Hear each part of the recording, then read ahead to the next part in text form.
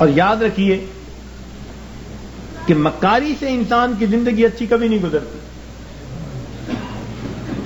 مکاری کی مثال چھوٹے کمبل کی مانند ہے. سر ڈھانپو تو پاؤں ننگے اور پاؤں ڈھانپو تو سر ننگا.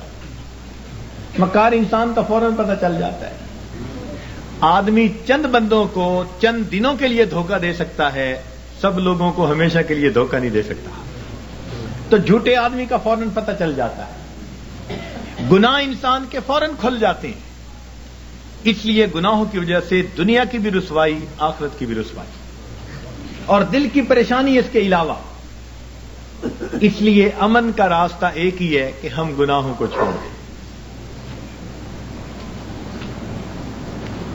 ایک بزرگ کو اللہ رب العزت نے الہام فرمایا کہ اے میرے بندے, لوگوں سے کہہ دو کہ جب یہ گناہ کرتے ہیں تو اپنے قریب چھوٹا سا بھی کوئی بچہ ہو تو اس کی بھی رعایت کر لیتے ہیں, لیکن میرے سامنے گناہ کر رہے ہوتے ہیں, میری رعایت نہیں کرتے. انہیں کہہ دو کیا تم اپنی طرف دیکھنے والوں میں سب سے کم حیثیت کا مجھے سمجھتے ہو؟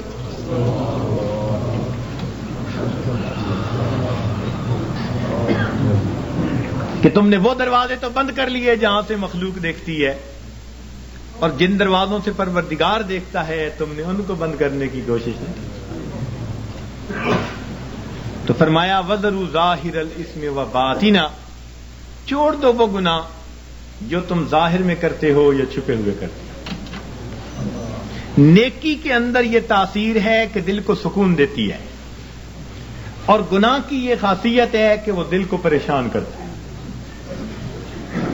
اس لیے مال والے, دولت والے, عہدوں والے, اپنی من مرضی کی زندگی گزارنے والے, کبھی ان کے دلوں کو دیکھا کریں, بڑے پریشان ہوتے ہیں. کیوں؟ اللہ رب العزت کی نافرمانیاں ہوتی ہیں, اس وجہ سے دل پریشان ہوتے ہیں. برکتیں اٹھ جاتی ہیں. جس گھر میں گناہ ہوا اس گھر سے کچھ نہ کچھ برکت اللہ رب العزت نے اٹھا لی. تو یہ برکتیں اٹھاتے ہیں.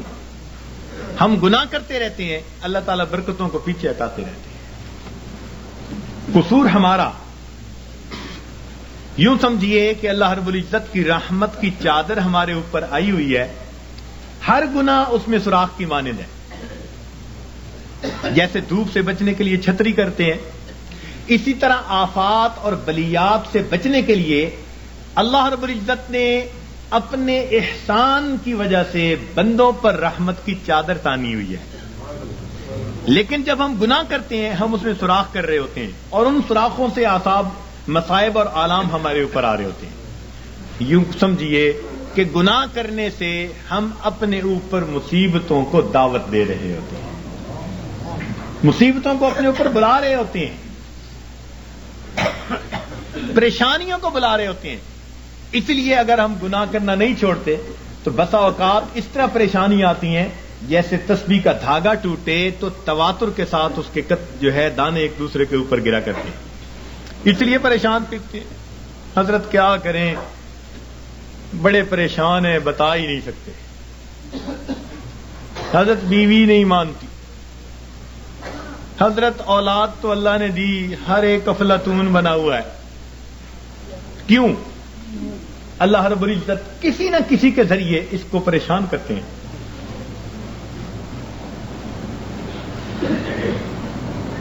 عدل و انصاف فقط حشر پہ موقوف نہیں, عدل و انصاف فقط حشر پہ موقوف نہیں, زندگی خود بھی گناہوں کی سزا دیتی ہے. زندگی میں بھی سزا ملتی ہے گناہوں کی. اس لیے اس سے بچنے کا ایک ہی راستہ کہ ہم گناہوں کو چھوڑ دیں, ترک کر دیں, معصیت سے خالی زندگی اختیار کرنے کی کوشش کریں. ہمارے سلسلہ نقشبندیہ کے ایک بزرگ تھے, حضرت خواجہ ابو الحسن خرقانی رحمت اللہ علیہ, فرمایا کرتے تھے کہ جس آدمی نے جو دن معصیت کے بغیر گزارا ایسا ہی ہے جیسے اس نے وہ دن نبی علیہ الصلوۃ والسلام کی معیت میں گزارا.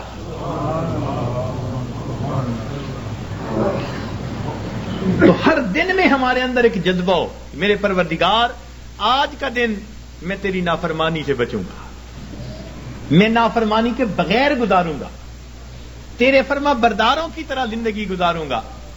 اس جذبے کے ساتھ ہم ہر دن کی ابتدا کریں اور گناہوں سے بچنے کی کوشش کریں، اپنے آپ کو بچائیں تاکہ دنیا میں بھی عزتیں ہوں، آخرت میں بھی عزتیں ہوں۔ تو فرمایا اللہ رب العزت نے وَذَرُوا ظَاهِرَ الْإِثْمِ وَبَاطِنَهُ، چھوڑ دو وہ گناہ جو تم ظاہر میں کرتے ہو یا تم چھپے ہوئے کرتے ہو۔ گناہ کرنے کی 4 وجوہات ہوتی ہیں، اللہ رب العزت نے ان 4 وجوہات کا تذکرہ قرآن پاک میں کر کے اس کا جواب بھی دے دیا۔ سب سے پہلی وجہ گناہ کرنے کی یہ ہوتی ہے کہ بندہ سمجھتا ہے کہ مجھے دیکھنے والا کوئی نہیں۔ سب سے پہلی وجہ مجھے دیکھنے والا کوئی نہیں، اور اگر اس یہ پتہ ہو نا کہ چھوٹا بچہ بھی دیکھ رہا ہے تو گناہوں سے بچے گا۔ تو جب یہ احساس دل میں ہو کہ مجھے دیکھنے والا کوئی نہیں تو یہ گناہ کرنے کی پہلی وجہ۔ اللہ تعالیٰ نے قرآن پاک میں اس کا بھی جواب دے دیا، فرمایا ان ربک لبالمرصاد، تیرا رب تیری گھات میں لگا ہوا ہے۔ اب یہ مرصاد کسے کہتے ہیں؟ مفسرین نے لکھا کہ جب کوئی شکاری اپنے شکار پر نشانہ باندھنا چاہے تو بڑی توجہ کے ساتھ اس کو دیکھتا ہے، حتیٰ کہ اپنے سانس کو بھی تھوڑی دیر کے لیے بند کر لیتا ہے، پلک بھی نہیں چھپکتا۔ اس کیفیت کو مرصاد کہتے ہیں۔ گویا اللہ رب العزت ہمیں اتنے غور سے دیکھ رہے ہیں جیسے دنیا میں کوئی شکاری اپنے شکار کو غور اور توجہ کے ساتھ دیکھ رہا ہوتا ہے۔ تو جب ہمیں اتنی باریکی سے دیکھا جا رہا ہے تو ہم کیسے کہہ سکتے ہیں کہ دیکھنے والا کوئی نہیں؟ تو اس کا جواب دے دیا کہ یہ نہ سمجھنا کہ دیکھنے والا کوئی نہیں، ان ربک لبالمرصاد۔ گناہ کرنے کی عموماً دوسری وجہ یہ ہوتی ہے کہ آدمی سمجھتا ہے کہ کسی کو پتہ ہی نہیں چلنے دیا، جی میں نے فون کیا پتہ نہیں چلنے دیا، میں نے فلاں یوں کیا پتہ ہی نہیں چلنے دیا، کسی کو پتہ ہی نہیں جی۔ یہ گناہ کرنے کی دوسری وجہ ہوتی ہے کہ بندہ سمجھتا ہے کسی کو پتہ ہی نہیں۔ اللہ رب العزت اس کا بھی جواب دیتے ہیں، فرماتے ہیں کہ میں وہ ذات ہوں یعلم خائنۃ الاعین وما تخفی الصدور، میں جانتا ہوں تمہاری آنکھوں کی خیانت کو اور جو تمہارے دلوں کے اندر چھپا ہوا۔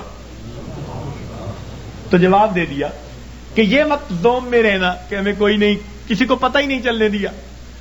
وہ جانتا ہے تمہاری آنکھوں کی خیانت کو اور جو تمہارے دلوں میں چھپا ہوا ہے۔ تو اس کا بھی جواب دے دیا۔ گناہ کرنے کی عام طور پر تیسری وجہ یہ ہوتی ہے کہ بندہ سمجھتا ہے کہ میرے پاس کوئی نہیں تھا، میں اکیلا تھا، جس کا تھا ڈر وہ نہیں ہے گھر، اب جو چاہے کر، مقولہ بنا ہوا ہے۔ تو جب بندہ محسوس کرتا ہے نا جی میرے پاس کوئی نہیں تھا، تو یہ گناہ کرنے کی تیسری وجہ ہوتی ہے۔ اللہ تعالیٰ نے اس کا بھی جواب دے دیا، فرمایا تم 3 ہوتے ہو تو چوتھا اللہ ہوتا ہے، 4 ہوتے ہو تو 5واں اللہ ہوتا ہے۔ وَهُوَ مَعَكُمْ أَيْنَمَا كُنْتُمْ، وہ تمہارے ساتھ ہوتا ہے تم جہاں کہیں بھی ہوتے ہو۔ تو اس لیے اس کا بھی جواب دے دیا کہ یہ نہ سوچنا کہ پاس کوئی نہیں ہمارے۔ گناہ کرنے کی چوتھی وجہ، انسان ڈھیٹ بن جائے، بے حیا ہو جائے۔ بچہ بڑا ہو جائے نا، بے حیا بن جائے تو باپ کو کہتا ہے اچھا نہیں میں کرتا، کیا کریں گے؟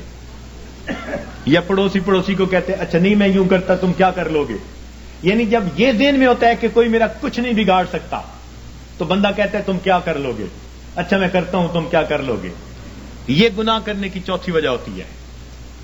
اللہ تعالیٰ اس کا بھی جواب دیتے ہیں اور فرماتے ہیں کہ بندے یہ مت سمجھنا کہ اللہ تعالیٰ کیا کر لیں گے، ان اخذہ علیم شدید، اس کی جو پکڑ ہے وہ دردناک بھی ہے اور سخت بھی ہے۔ وَيُوثِقُ وَثَاقَهُ أَحَدٌ، ایسے باندھتا ہے کہ ایسا دنیا میں کوئی باندھ نہیں سکتا۔ ایک جگہ فرمایا انی اعذبہ عذاب لا اعذبہ احدا من العالمین، میں ایسا جو ہے عذاب دوں گا کہ جہانوں میں ایسا عذاب کوئی دوسرا دے نہیں سکتا۔ اور جب قومیں نافرمانی کرتی ہیں فرمایا فصب علیہم ربک صوت عذاب، اس کا کوڑا آتا ہے عذاب کا۔ تو فرمایا یہ مت سوچنا کہ کوئی کیا کر لے گا، حیثیت ہی کیا۔ تو چاروں وجوہات کا جواب دے دیا تاکہ بندے گناہوں کو چھوڑ کر نیکی کی زندگی کو اختیار کریں۔